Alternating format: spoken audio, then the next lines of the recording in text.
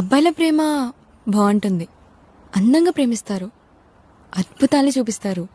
కానీ అలాంటి ప్రేమ కొంతకాలమే ఉంటుందంటే, అలాంటి ప్రేమ మాకు మాత్రమే సొంతం కాదంటే మా అమ్మాయిలు తట్టుకోలేరు. అర్థం కాల. నువ్వు నా వెంట పడుతున్నావు, నన్ను ప్రేమిస్తున్నావు. ఆ ఇష్టం తగ్గిపోతే, ఆ ఇష్టం ఇంకోరి మీదకి షిఫ్ట్ అయిపోతే? అలా ఏం కాదు. మాట తప్పని మహారాజు మాటొచ్చిందని సీతని అడవిలో వదిలేలేదా?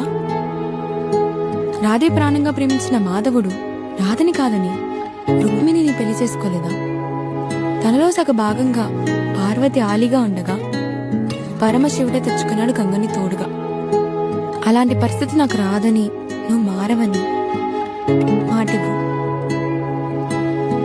ఇప్పుడు నువ్వు నా లవ్ యాక్సెప్ట్ చేసావా? ఇలా కూడా ప్రపోజ్ చేస్తారా?